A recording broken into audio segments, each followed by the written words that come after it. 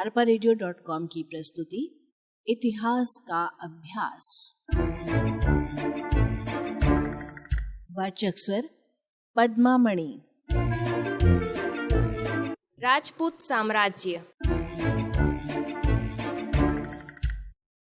राजपूत साम्राज्य 650 से 1200 ईस्वी तक। 7वीं शताब्दी में भारत में एक नवीन जाति अस्तित्व में आई जिसे राजपूत कहते हैं।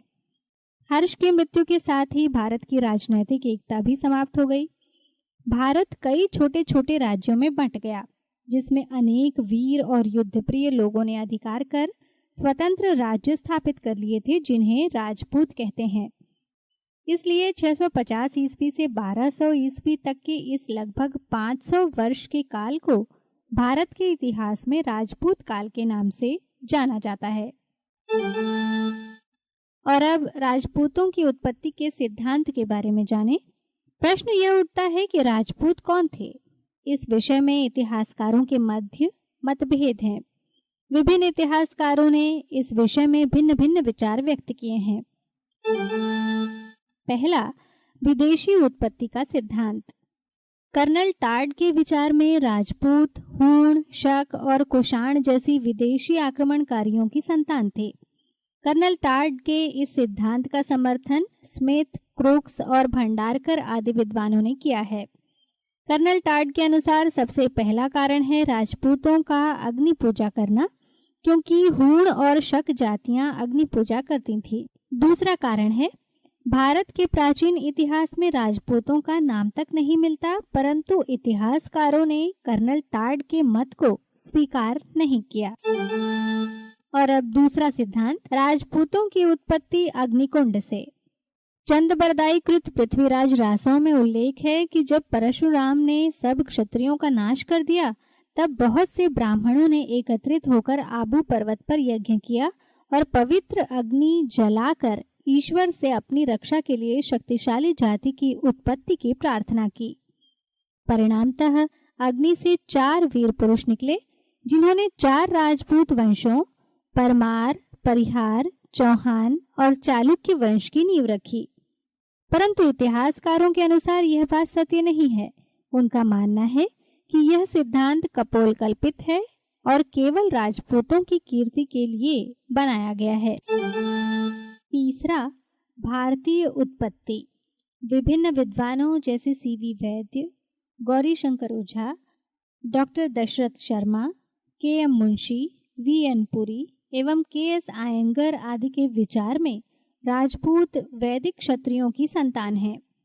उनके अनुसार जातीय परंपरा और सभी संभावनाओं से यही निष्कर्ष निकलता है कि राजपूत शुद्ध आर्य हैं और वे विदेशियों की संतान नहीं हैं। पहला आधार राजपूतों का यह कथन है कि वे वैदिक काल के सूर्यवंशी तथा चंद्रवंशी क्षत्रियों की संतान हैं।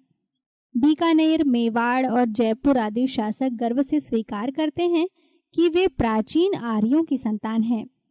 दूसरा आधार, राजपूतों में अग्नि पूजा आर्य सभ्यता की देन है, न कि हूण या शक जाति से ली गई है। और अब चौथा सिद्धांत, राजपूतों की उत्पत्ति वीर जातियों से। विदेशियों और भारत के निवासियों में से कुछ व्यक्ति बहुत वीर, युद्धप्रिय और तलवार पर विश्वास करने वाले थे और राजवंशों से संबंधित थे। उन्हें राजपुत्र या राजपूत नाम दिया गया। वी.ए. स्मिथ के अनुसार यह केवल एक सैनिक स्वभाव की जाति, वंश, समूह अथवा संप्रदाय की प्रतीक है, जिसके सदस्य राजपद का दावा करते हैं और जिन्हें ब्राह्मणों ने प्राचीन ग्रंथों के क्षत्रियों से संबंधित माना है। राजपूत जाति वंशों के विशाल समूह में अनेकों व्यक्ति हैं, जिनके पूर्वज अलग अलग हैं। इन जातियों में से अनेक 5वीं और 6वीं शताब्दी में भारत में आने वाली विदेशी जातियों की संतान हैं और अनेकों भारतीय जातियों की संतान हैं। इस प्रकार निष्कर्ष में हम देखते हैं कि विभिन्न इतिहासकारों के मतों पर विचार करने के पश्चात यह मानना पड़ेगा कि राजपूत वस्तुतः भारतीय हैं। राजपूतों का उदय विदेशी आक्रमणों के विरोध स्वरूप हुआ उन्होंने स्वेच्छापूर्वक राष्ट्र एवं उसकी संस्कृति की रक्षा का भार अपने कंधों पर लिया। आइए अब जानते हैं गुर्जर प्रतिहार वंश के बारे में। इस वंश का उदय गुर्जरत्रा प्राचीन गुजरात अर्थात दक्षिण पश्चिम राजस्थान में हुआ था। 6ठी सदी के मध्य ब्राह्मण हरिश्चंद्र ने प्रतिहार वंश की कन्या भद्रा से विवाह किया। धर्मशास्त्रीय नियम के अनुसार मातृवर्ण से क्षत्रिय प्रतिहार वंश की परंपरा चली। ये कथन है डॉक्टर राजबली पांडे का। आइए अब देखें इस वंश की उत्पत्ति। विद्वानों का एक वर्ग इन्हें विदेशी मानता है जो गुप्तों के पतन के बाद हूणों के साथ भारत आए। कन्नड़ कवि पंप ने राजा महिपाल को गुर्जर राज कहा है। गुर्जर शब्द का अर्थ गुर्जर जाति न होकर गुर्जरत्रा प्रदेश का निवासी है। प्रतिहारों ने अपनी उत्पत्ति लक्ष्मण से मानी है, जिन्होंने राम के प्रतिहार का काम किया है। कवि राजशेखर उन्हें रघुकुल तिलक कहते हैं। वह निश्चित ही गुजरात क्षेत्र के निवासी थे। इन्होंने भारत में विदेशियों को रोकने में एक महत्वपूर्ण कार्य किया। और अब जानते हैं गुर्जर प्रतिहार वंश के प्रमुख शासकों के बारे में। पहला, नागभट्ट प्रथम 725 से 740 ईस्वी। 8वीं शताब्दी के प्रारंभ में नागभट्ट प्रथम ने, जो क्षत्रिय वंश का राजा था, उज्जैन में गुर्जर प्रतिहार वंश की नींव डाली। इनकी एक शाखा कान्हा कृष्ण में थी। दूसरे, नागभट्ट द्वितीय 805 से 833 ईस्वी। नागभट्ट द्वितीय ने कान्यकुब्ज क्षेत्र जीतकर वहां अपनी राजधानी बनाई। इसने भड़ौच में अपनी सेना भेजी थी और अरबों का आक्रमण रोका था। 805 ईस्वी में नागभट्ट द्वितीय राजा हुआ, जिसने 833 ईस्वी तक शासन किया। इसने कन्नौज पर विजय प्राप्त की तथा बंगाल के राजा धर्मपाल पर विजय प्राप्त की। इसने गोविंद तृतीय राष्ट्रकूट वंशीय राजा की शक्ति को भी सीमित किया। नागभट्ट ने आंध्र, सिंधु, विदर्भ, कलिंग पर विजय प्राप्त की। वत्स और मत्स्य, तुकृष्क और किशत क्षेत्रों को जीता। सुल्तान बेग वारिस के आक्रमण को विफल कर दिया। इसने परम भट्टारक, महाराजाधिराज, परमेश्वर की उपाधि धारण की। और अब तीसरे नंबर पर जानते हैं मिहिर भोज के बारे में। 836 से 855 ईस्वी। मिहिर भोज प्रतिहार वंश का वास्तविक संस्थापक था। उसने आदि वराह की उपाधि धारण की। मिहिर भोज के शासनकाल में अरब यात्री सुलेमान भारत आया था। उसने मिहिर भोज के शासनकाल की मुक्त कंठ से प्रशंसा की। 836 ईस्वी में रामभद्र को मारकर उसका बेटा मिहिर भोज गद्दी पर बैठा। बाणभट्ट के हर्षचरित के आधार पर वह पराक्रमी सम्राट था। उसने बुंदेलखंड पर विजय प्राप्त की तथा राजपूताना के दक्षिणी भाग को जीता। राजतरंगिणी के आधार पर पंजाब का करनाल क्षेत्र उसके नियंत्रण में था, जिस पर बाद में कश्मीर के राजा शंकर वर्मा ने कब्जा कर लिया। पश्चिमी मालवा में हूणों के आक्रमण को इसने रोका। देवगढ़ एवं झांसी प्रदेश को भी इसने जीता। इसने उज्जैन पर भी अधिकार कर लिया। राष्ट्रकूट और भोजों का युद्ध कई वर्ष चला। दोनों अवंती क्षेत्र पर अधिकार के इच्छुक थे। बंगाल के देवपाल से भी मिहिर भोज का संघर्ष हुआ। अरब यात्री सुलेमान के अनुसार उसके पास विशाल सेना थी और वह अत्यधिक योग्य शासक था। जीवन के अंतिम दिनों में पुत्र को राज्य सौंपकर मिहिर भोज तीर्थ यात्रा में चला गया। यह प्रतिहार वंश का सबसे शक्तिशाली शासक था। हिमालय की तराई से बुंदेलखंड और कौशाम्बी तथा पाल राज्य की सीमा से लेकर सौराष्ट्र एवं राजस्थान का भूभाग इसके अधिकार में था। इसकी कुछ मुद्राएं भी मिली हैं। वह विष्णु और शिव का उपासक था तथा मुस्लिम आक्रांताओं का विरोधी था। और अब चौथा नाम, महेंद्रपाल प्रथम।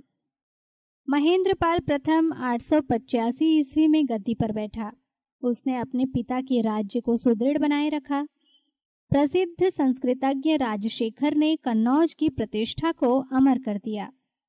वह कपूर मंजरी, भुवन कोश, हरविलास, विद्ध सालमंजिका, बाल भारत, काव्य मीमांसा आदि का लेखक था। इसके पश्चात 910 ईस्वी में भोज द्वितीय गद्दी पर बैठा। 913 में उसके सौतेले भाई महिपाल प्रथम ने उसे हटाकर गद्दी प्राप्त की। और अब अगला नाम महिपाल प्रथम। यह प्रतापी राजा था। राष्ट्रकूटों से इसका युद्ध हुआ। पालों से इसका कोई युद्ध नहीं हुआ था। इसने नर्मदा क्षेत्र, उड़ीसा, केरल, मैसूर, पंजाब क्षेत्र पर नियंत्रण स्थापित किया। क्षेमेश्वर के नाटक चंड कोशिकम में इसकी विजय का उल्लेख है। 943 ईस्वी में इसकी मृत्यु हुई। इसके उत्तराधिकारी के रूप में महेंद्रपाल द्वितीय, देवपाल द्वितीय, विनायक पाल, महिपाल द्वितीय, विजयपाल आदि शासक हुए। कालांतर में मुसलमानों से संघर्ष में उन्हें नुकसान हुआ। त्रिलोचन पाल के समय कन्नौज पर गहड़वाल वंश ने अपना अधिकार कर लिया। आइए अब देखते हैं गुर्जर प्रतिहार वंश के योगदान को। पहला, उत्तर भारत का सर्वाधिक शक्तिशाली राज्य।